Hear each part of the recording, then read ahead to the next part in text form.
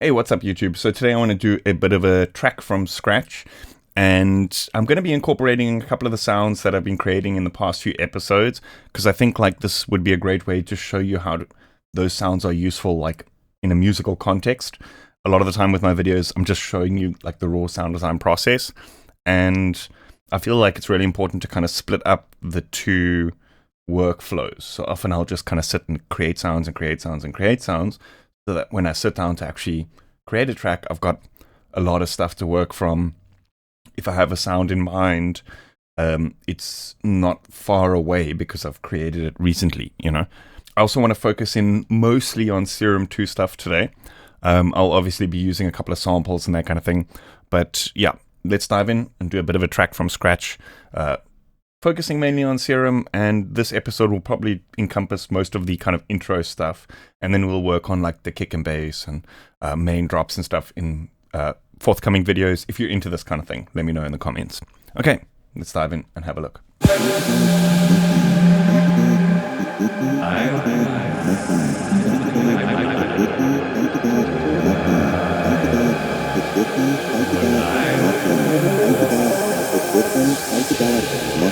So the first thing that I'll usually do is skip a couple of beats and start the track something like this.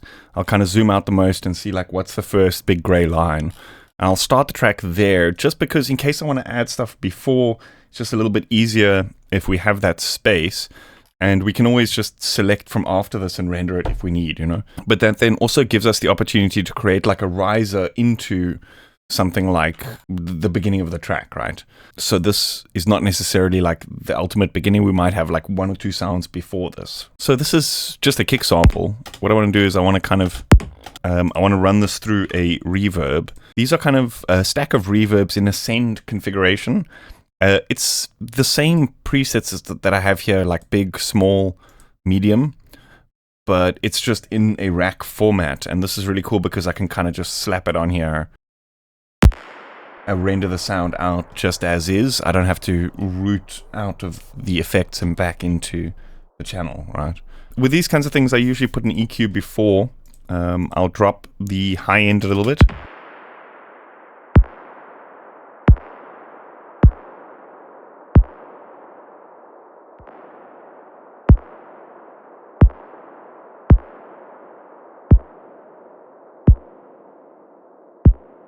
We can even maybe put an EQ afterwards, because it's adding quite a bit of that kind of range, just so we get that kind of low thump.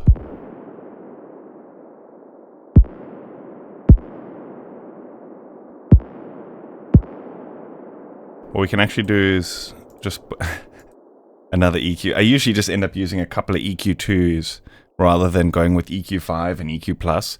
I just find that just having it all here is super handy, because you can kind of treat this as like one EQ, right? You're not necessarily limited to doing everything in a single instance.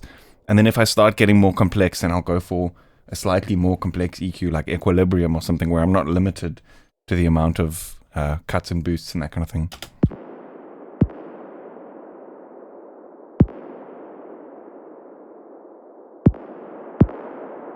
Okay, let's just bounce this as it is now. I'm just going to remove that. We don't have to get too nitty-gritty with these kinds of things. Sounds pretty good already. That's fine.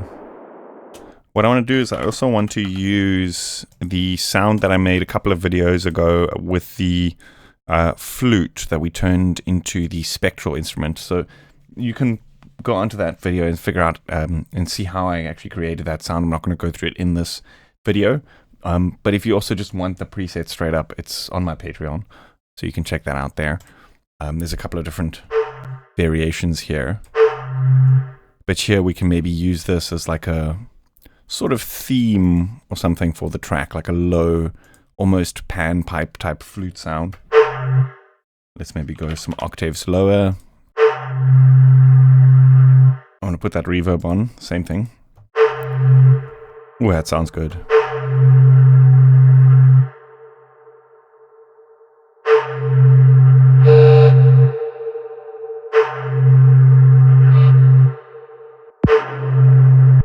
So what I usually do is I will figure out what sort of key I want to work in, and then I will use a note transpose for various reasons, but mainly because I find it easier to kind of memorize all the scales in a single note or a single key, and then transpose rather than figuring out every single scale, if that makes sense. So, for example, if I play a C minor chord and set the semi to like +5 and play the same thing on the keyboard, what's going to come out the speakers is actually an F minor chord, right? So I just find it easier to kind of know one chord or one scale and then just transpose accordingly, right? So let's maybe go with F.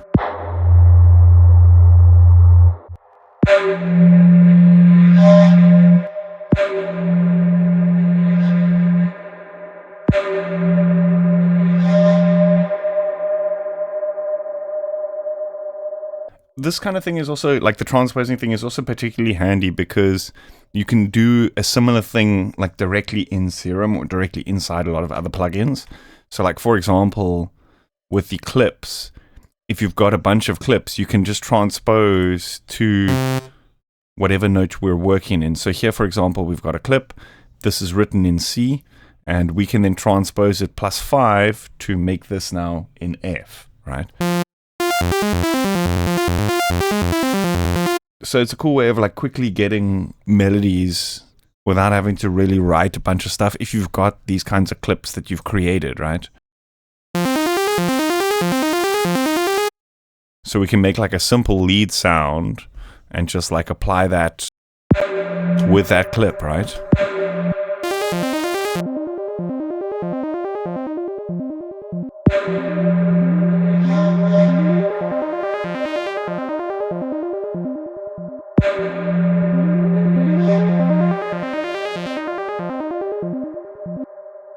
And another cool thing is we can actually drag the clip from here, like into the clip launcher.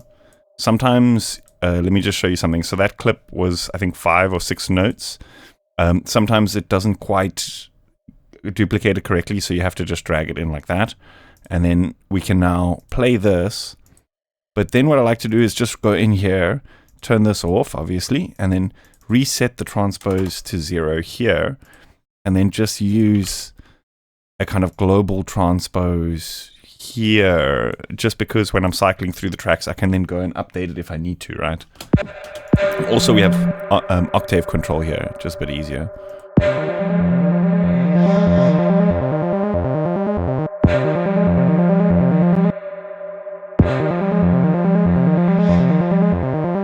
So with these kinds of things, this is kind of polyrhythmic because it's not like over 4 or 8 steps.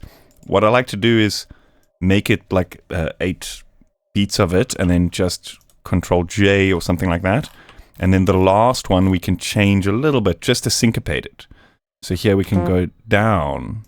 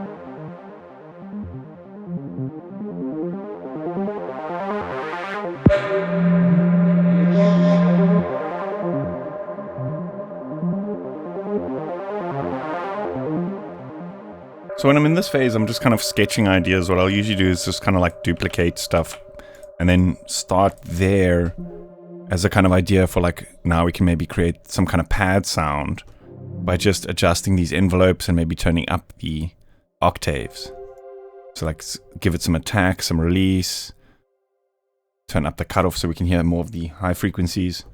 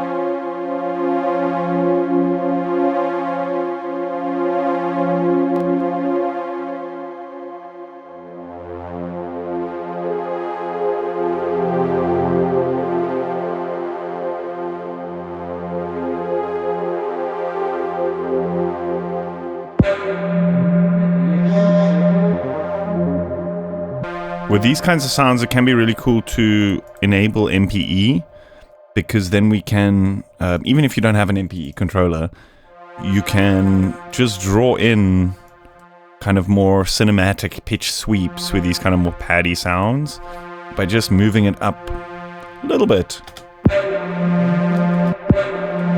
Maybe that's too quick. Let's just span it out a little bit here.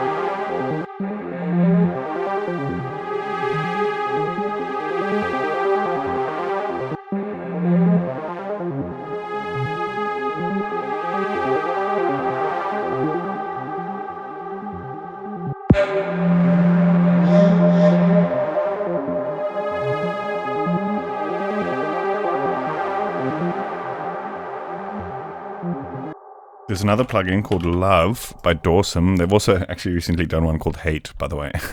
Distortion. This is like a granular reverb type system. Really, really cool for these kinds of sounds because it just sustains them forever.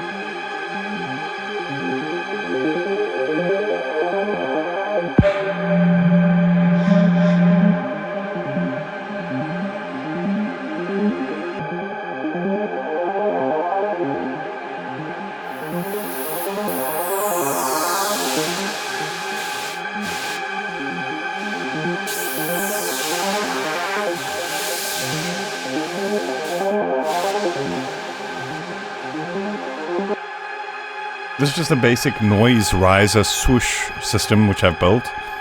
One does the pitch and a filter, while the other one does the volume of a white noise. And then there's some effects. That's about it. With these kinds of things in intros, I usually put that volume parameter there so that I can kind of just let it go the whole time and then just modulate it in when I need it. Do you know what I mean? So like here, for example, let's just put in right here at the beginning, and then we can kind of fade out a little bit. And then we can kind of start rising up again here. So we can kind of do those splashes as well as rises, like using the same instrument, just like kind of filtering it differently and stuff. So here at the beginning, I like to go up and then down with the filter. Okay, that's too much.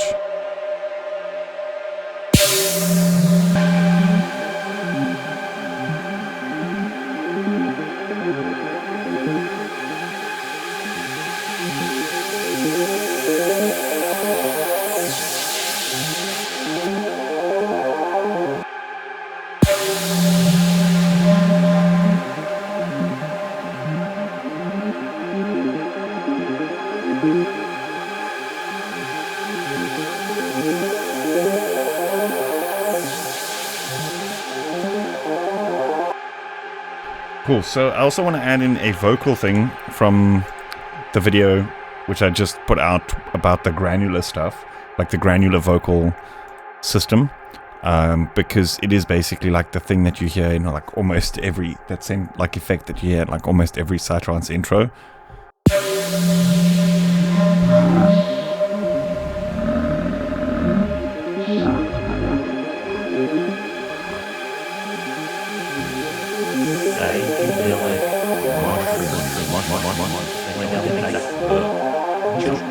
Truly compelling evidence. Serum is the first.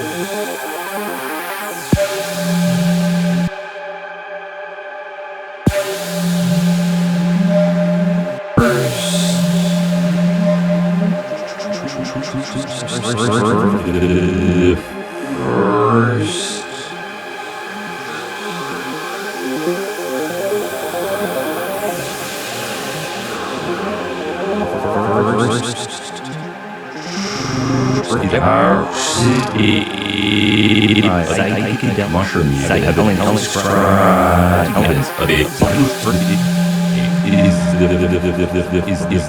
What I described. What I would say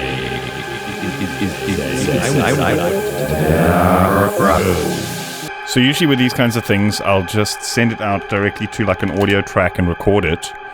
Granular vocal chops. And then we can actually set this input to granular vocal chops, post, and then just record it straight in like this. What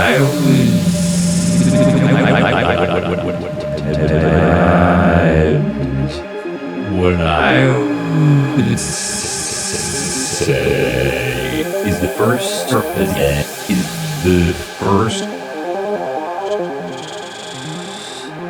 truly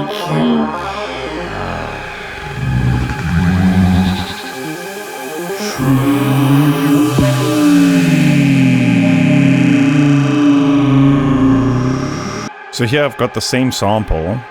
I've just processed a bit with Bitwig's loud split, a gate to remove some of the low sort of noise artifacts and stuff, EQ2, and then M Auto Pitch by Melda, which is like a free auto tune, but I'm not actually using it for auto tune. I'm just using it to kind of shift the formant, which creates a kind of cool filtering effect for vocals. Psychedelic mushroom, psychedelic tradition, psychedelic mushroom, psychedelic tradition, psychedelic tradition, psychedelic mushroom, psychedelic tradition, psychedelic mushroom, psychedelic tradition, psychedelic mushroom, psychedelic tradition, psychedelic mushroom, psychedelic tradition, psychedelic mushroom, psychedelic tradition. Let's put some filter on here, maybe some delay. You know what could be cool is maybe also some bit crush.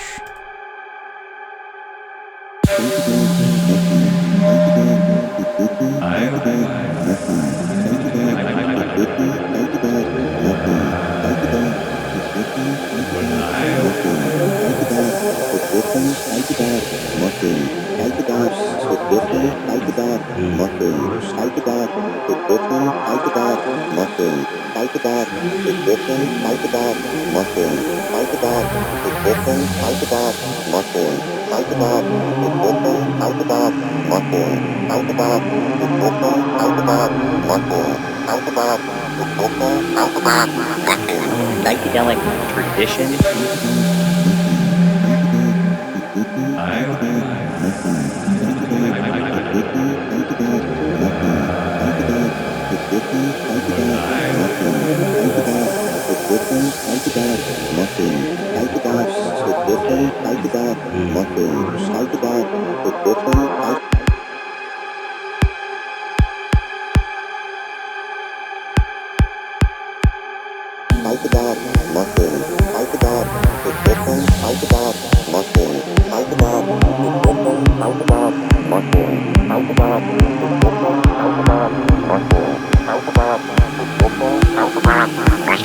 Psychedelic tradition. Maybe just that last like tradition, we can go to this delay here and then just turn up the feedback really high. Okay, not 100%. And then the mix, turn it up to like 50%, just so that it kind of sustains that delay out for a while. And then we can maybe do this again. Psychedelic tradition.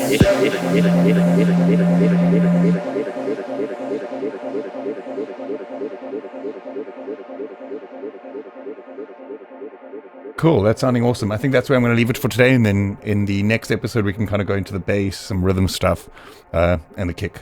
So yeah, let me know your thoughts in the comments if you want a continuation of this kind of track from scratch type of thing. Yeah, let me know. I hope you guys enjoyed that. Let me know your thoughts in the comments. A lot of this kind of stuff is available on my Patreon. I've also got a lot of presets for Serum, Vital, all sorts of stuff on my store. Yeah, see you guys next time. Don't forget the like button. Subscribe if you haven't yet. Cheers.